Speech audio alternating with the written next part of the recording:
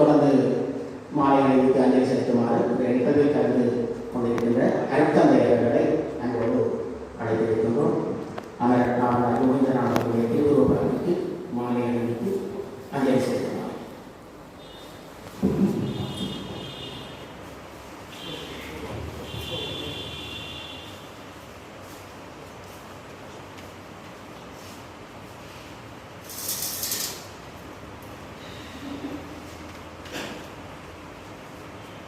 தொடர்ந்து